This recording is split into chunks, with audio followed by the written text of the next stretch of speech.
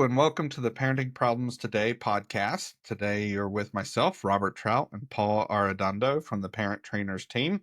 And today's topic that we're coming to you with is something that we run into with families that wonder, like, okay, where are we at, and why are things starting to look a little like foggy within the family system? And that'll make sense in just a moment because I have a lot of parents that they think in colors or formats or things like that. So it comes out as this model of saying, okay, I don't know why things are starting to fall apart. It's kind of that fog of war mentality.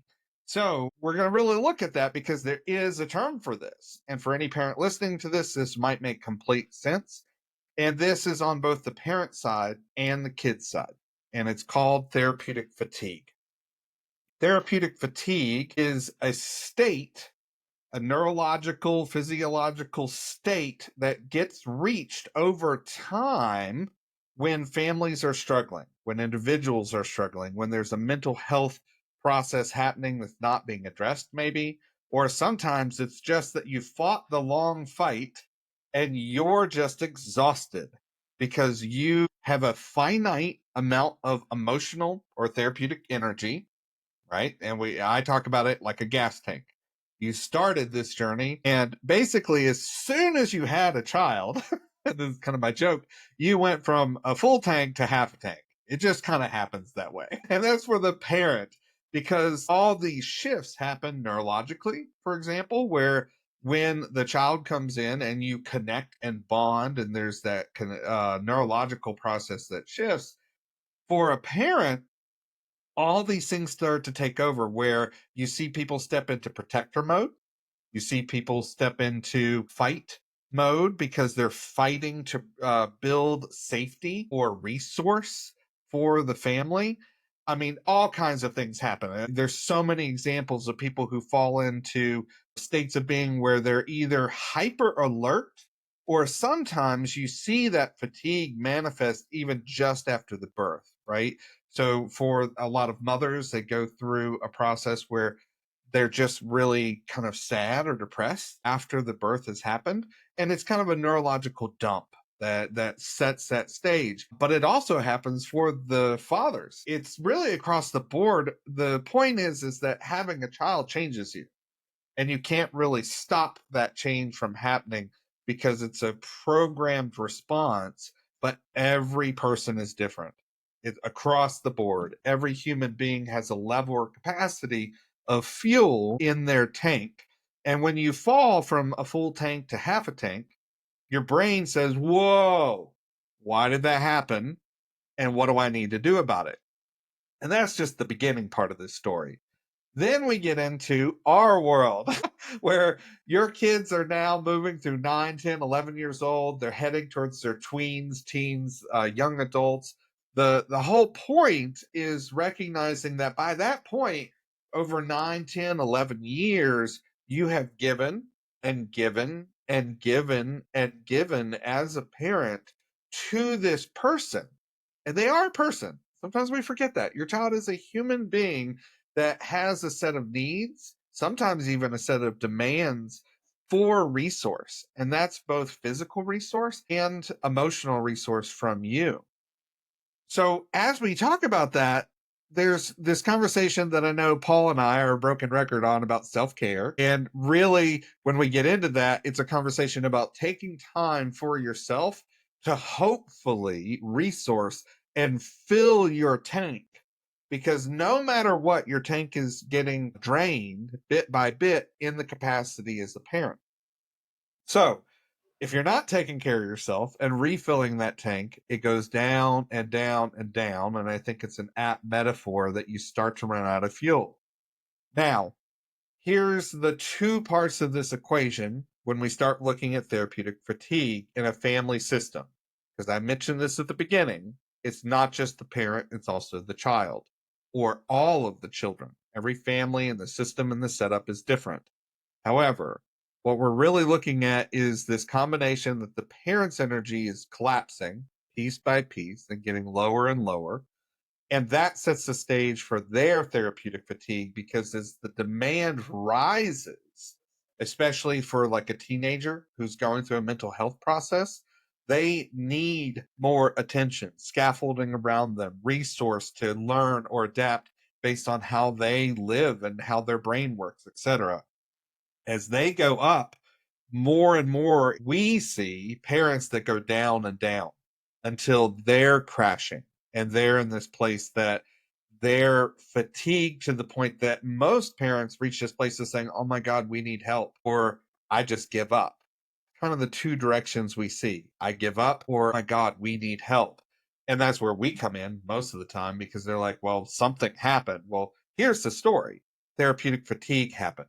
And very often on the parent side, it's over a long, drawn out history of giving and giving without taking the time to bring that energy back for themselves. On the flip side of this, the second part of this conversation with therapeutic fatigue is recognizing that for kids, therapeutic fatigue often happens not from a drain of energy. Their kind of patterning seems to be very different. Usually, therapeutic fatigue is seen from this place of being forced to do something over and over at a level that they either give up or fight back. Okay. These are the kids that become treatment resistant. They refuse to go to therapy. They don't want to talk to anybody. They just walk away from you when you try to talk about the problems that are happening in the family system. That's therapeutic fatigue on many levels within a family system for the kid because they just don't have the energy for this conversation again. They don't have the energy to work on what you consider to be the problem because to them it's not a problem, it's their lives. So many dynamics there, but this is such a versatile conversation for us as professionals when we look at therapeutic fatigue within a family system. So with that, Paul, I'm going to stop there because we're looking at both those dynamics and kind of jump to you. What are some of the primary things that you've seen that you want to add and throw into this conversation just about therapeutic fatigue? Sure. I mean, obviously, as you said, Rob, it can present in so many ways, right? And it's not anybody's fault because the recognition when we meet families in this state is they've been trying and trying and trying, and they've been giving and giving and giving, and maybe seeing some progress, but it's like one step forward, two step back, right? And maybe they've been resourcing outside of their family system, whether it's been a therapist or a coach or a mentor or a local pastor, but creating an opportunity to sit back and just be a bit self-reflective when in this state is so important, right? You mentioned the self-care process, and yes, we are broken records around that, because you talked about it as a gas tank and how if we do not take care of ourselves, what quality of cognition, resilience, communication are we actually offering to a child in need? To ourselves, to our co-parents, to our community, right? I think when we meet people who are in fatigue in the way that we know it or have seen it, there is anxiety, there's panic, there's depression, all of these symptoms of just, as you said, either collapsing or feeling like they're running around like a chicken with their head cut off. It feels like they're in the midst of crisis and they can't see the forest through the trees. And so being able to be objective about it can come from conversations like this with people outside the family system. So that would be, if I'm going to give any first bit of a suggestion is seek objective support. That would be the first piece. But again, the presentation looks so different. I mean, with some kids, the therapeutic fatigue can happen even before they reach a therapist because the parent has been reading all the self help books. The parent has been going and getting trainings. The parent has been going and trying to figure it out, trying to do the best thing for their child. And I mean, what a beautiful gift to offer your children. And the child is probably keyed into all the language, keyed into you saying, I hear you saying, right? That therapeutic speak, and we see this happening with kids who have either been in residential program or IOPs, or they have had an extensive amount of therapy. They start to become, as you said earlier, Rob, therapeutically resistant because they know the language. They've been sitting face to face with professionals who do this thing that is called therapy. And so they are a bit hypersensitive, hypervigilant, maybe even hypo-aroused around it, which means they're going to collapse back and shut down. So creating that space to, again, take a step back and assess, where are we at? How did we get here as a family system? Can we pause? And can we even think about what would a reset button look like? Because oftentimes when we meet families with therapeutic fatigue, what's been happening is there's been hyper focus on the problem and a lack of understanding that the relationship needs attention. There is, again, this idea that if we just fix the problem, everything's going to be okay. And the sacrifice that's made when that becomes the pattern of communication or the pattern of interaction is the relationship, which then creates more of a divide or more tension or more conflict within the family system. So here's my second suggestion: reinvest in the relationship. And one of the things that we say in our trainings, and probably in many other podcasts, is think about the last 5 or 10 interactions you've had with your child recently. The last 5 or 10, that's the story that your child has about you. So create the space to understand who you are to them, and see how that feels, how that sits with you. Is that who you want to be? Is that who you pictured yourself to be in your child's life? And see if there's an opportunity there for you, because that's what we're trying to support you with, is generating opportunity for connection, for rebuilding safety, for creating opportunity to step back in with some new energy, step back in with some new intentions, step back in and maybe shift things just enough. And here's another catchy thing that we always say is just change one thing, Yeah. right? Yeah. Well, let's talk about that for a moment, because Mhm. you just said something that's a key part to me when we look at therapeutic fatigue is parents start to get exhausted, Mhm. and within the family system we start to see language start to pop up, right? Where very often it gets to the if we can just fix the problem, Right. right? So that brings up two key points to therapeutic fatigue, is that if you're starting to use language like that, you have lost sight of the human being that's struggling. Yeah. Okay. And here's why: they are not the problem. In fact, there's not a problem, there is a pattern. There's a process happening here where I would encourage every family to get rid of all language of fix the problem. The problem, there's not a problem. There's a pattern of interaction and usually some kind of therapeutic or diagnosable neurological process happening for one or multiple members of the family system. If mom is depressed and kid is fighting back at school and using drugs, and dad works all the time, and whatever, whatever scenario, right? Every family and structure is different.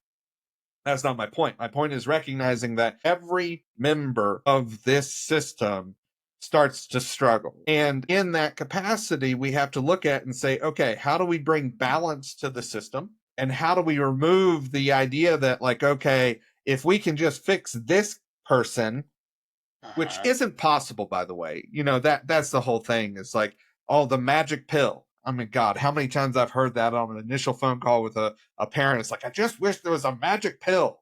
I'm like, well, first of all, I mean, me too. we'd be out of business I and mean, not that's able to fine. help anybody. And if I could create that pill, I'd be a multi-trillionaire. Uh-huh. We can wish for something that makes life simple. Life's not simple. Mental health is not simple, and it is not a quick fix. Whoever you are, if you're listening to this podcast, take nothing else from this podcast other than the reality check that this is going to take time, resources, and your attention as the parent to recognize that it's not just your kid that's struggling, it's the entire family system. So it's about changing patterns and building in scaffolding and process and the education and resource to everyone in the system, so that over time the patterns, behaviors, interactions, relationship, all those things that are real start to shift and change. But it's never fast. I mean, even the times where I've seen people make massive change during a family intervention or a process, etc., the change doesn't take effect immediately. They feel it, they know it's coming, and that brings hope. But as the person that's on the outside trying to help facilitate and guide and train this family to a new place, there's that like, okay, you feel it, now take a breath, because tomorrow they're going to do the thing that you hate. It's going to happen again. Not fixed. It's recognizing that they know something needs to shift. But when they have that action or behavior, you're going to be different. And now we start to see the change. So therapeutic fatigue is really that construct of saying, okay, there's lots of work to be done within the system, but we need to recognize, okay, the parent's exhausted, the kid's activated. Both of those things can come from therapeutic fatigue, and we have to find a middle ground. I mean, heck, I'm trained in narrative therapy. It's one of my backgrounds, and I love the concept because kids, like you said it earlier, Paul, it's like the I hear you feel. Oh my God, if they've been in therapy or that they know mom read the book, that statement sets off hellacious responses. So Yeah. in narrative therapy, there's that whole technique of saying, okay, we're not going to say that ever again. We're going to erase those words and create our own way of communicating to this kid's brain and then to their person that you're present with them. We just have to rewrite how that works, right? So within fatigue, there are two kind of steps I think we should touch on. One is recognizing you're exhausted and stepping back and resourcing yourself, self care, your therapy, your growth, your etc., to build the energy for the process that is necessary. But so many families feel like they have to do something right now. It's like, no, you don't have the ability to succeed if you try it right now. And that's really difficult for a lot of people to recognize, but you have to. So that's step one is stepping back and resourcing and getting ready and putting everything into place to support you. Step two is looking at it and say, okay, we're going to start with small, change one thing practices. And every day we're going to shift this a little bit. And maybe in 6 months, 3 months, a year, whatever. Every timeline is different. We're going to start seeing that kid become more receptive and you having the space, time, and energy to not be in fatigue, but to be at this place therapeutically of like, I can be present in the chaos that they're in and not be reactive. That's how you can judge, like, am I in fatigue or not? Because if they're in a reactive place or going through something and you just can't hear it again, you just can't step in and be reflective, you just can't be in relationship with them right now, you're fatigued. Pretty easy to gauge that. Thoughts on that? I think often when we offer this message to loving parents and caregivers, they often respond with some sentiment of, if I take care of myself, I'm concerned that that's actually selfish. And that's actually me maybe ignoring my child while they're struggling. And therein lies like part of the problem sometimes is that, or I would say oftentimes is, the act of self care is not a selfish act. It's in fact good modeling. You taking care of yourself, even if it's going and getting a glass of water while you guys are in conversation, going and feeding yourself before you feed your child, because that's going to help you ground. That's going to help you be stable. That's going to help you give the energy that you need to give in order to help that child feel safe. Being able to go out on a walk and leave your child at home, which, woo, man, that is edgy for a lot of families, leaving my child at home alone. But what if, yeah, we can definitely have that conversation, the what if conversation. And, it goes back to something you were saying earlier, Rob, is like there's a sense of urgency that I think every parent has when family is in crisis or there's a perception of crisis, and being able to clearly understand what is truly urgent. Urgent is when you're calling 911. That's Yeah. urgent. When we're talking about a lot of what we hear from families, we're not minimizing it. It's important. It needs to be addressed. It needs to be worked through. We need to think about the patterns, change the behaviors, talk about the skills that actually to implement in order to do that. And we're still, as you said, Rob, talking about the long game. If you're thinking you're going to change something in a single conversation, that's part of the fatigue, because you're sitting there wrestling to try and create change. Like, through arguments, through trying to lecture, trying to convince, trying to, if they would just listen, right? I've said this how many times, Yep. and so those are certainly symptoms of an exhausted Yes. parent. And so being Definitely. able to take that step back, understand that that's actually very common and it's okay, and be gentle with yourself in the recognition that you've been making a lot of effort. You've been trying your best. And what we're offering is, the fact that, like, yeah, we don't know what we don't know, and creating the space to actually learn a new skill or have a different perspective. That's what we hope for every single parent who comes and listens to any of these podcasts or seeks out any sort of support for parenting. And so creating the space for you all to, again, take that step back and recognize that the perception of urgency isn't actually always the truth. In fact, it's fairly rarely the truth. And so having that understanding and using that in your co-parenting, using that in your direct caregiving with your child, helping yourself slow down because there isn't blood on the floor and a bone sticking out. And, there's emotion, there's truly emotion, there's distress, there's discomfort. Those are workable things when we slow down, not when we speed up, not when we pounce. That's when kids shut down or get big, right? And so, us being able to slow ourselves down through a shift of perspective is one step.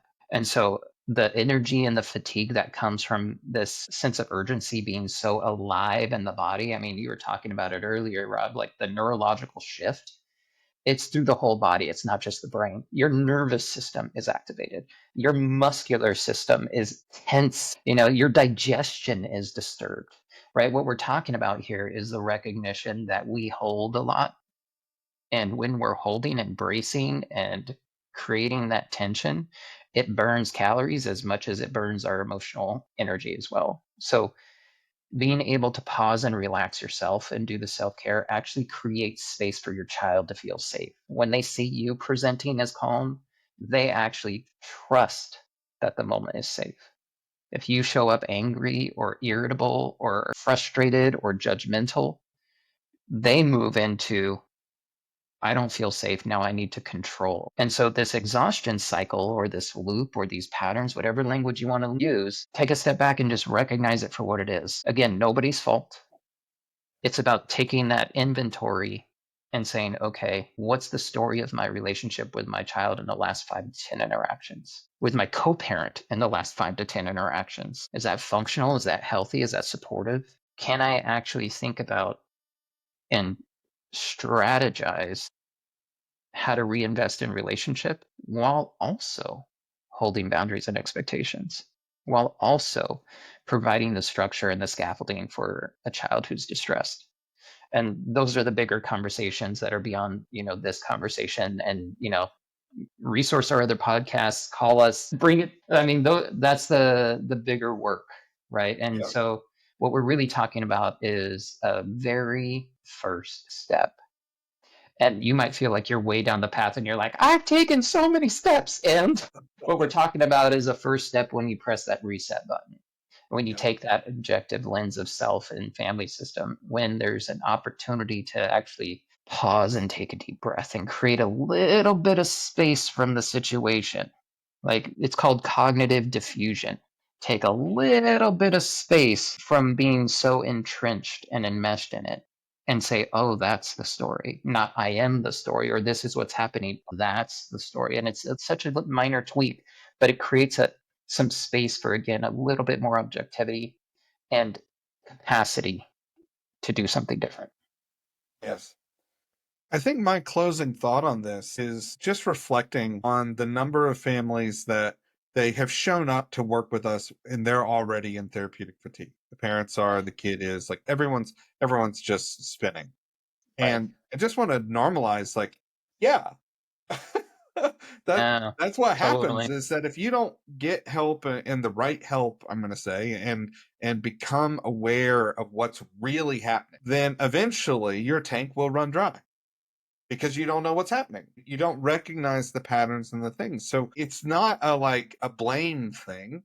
And I think you said this a few times, but I'll just kind of finish on this, is it's just a recognition that you may not be in a state as an adult human being where you've looked at the human that's in front of you and recognized that this is going to be a long-term, lifelong pattern, especially if they have a budding like personality disorder or a neurological learning difference or something that makes their lives different than what has worked for you. So there's that like, okay, this is different. But if you've not taken that step back and recognize that this isn't going to get fixed. It's about building resource and functionality into their life and yours. That's what we're talking about today. That's the solution that families ignore because they want the magic pill. So many kids get on medication because parents are like, take this pill and you'll be better at this. And that's not usually how that works. Like they might get a little better for a little while, but it just keeps shifting and adapting and growing as they get older and their brain changes and neurologically things shift or the medication stops working because of tolerance issues or whatever it might be. Like medication, I think I've said this before, like medication isn't a solution. It's a tool. It's a wonderful tool to use to find a place of stabilization, but while they're in that stabilization is where you reinforce the patterns, lifestyle choices, and things that make a long-term difference. There is no magic pill. If you're tired and looking for the fast solution, then that step that Paul you're saying, like step back and say, what can we do this one thing that would make it different and resource me first and then them as we start building our way out of this over time? Because that's the truth. The truth is this is the long game. Yeah. And my last parting thought is, often when parents get to this degree of fatigue that we're speaking about, there has been a breach of trust in perception of the kid and the parent dynamic. And to rebuild that is not going to happen from a singular moment. It's going to happen by showing up continually in a different way. And so some people struggle to create the change because they don't see it, quote unquote, working the first time. So it will necessitate some effort. So again, yes, you're fatigued. Yes, this is hard. Yes, this is something that you feel like you've been trying to wrap your head around it for ages. And now we're saying more work. And what we're really hoping for you to hear is that if we can create some perspective, we can make the change feel like it's actually supporting love, compassion, connection, trust, a sense of safety, a development of a family culture that actually supports your long-term vision of who you are together. So taking the time to sit in that and just feel that for a second, like, oh my God, when you birthed your child, you had a vision. Let's rework that. Let's get back to that. Or let's like figure out what it needs to shift to start to conceive of maybe even something bigger, better, creating the space for, that next step. Well, come find us at parenttrainers.com. Join one of our active interactive trainings. Join the community and ask questions in the support groups to get energy for you, hopefully. Yeah. You're not alone. So come get some help.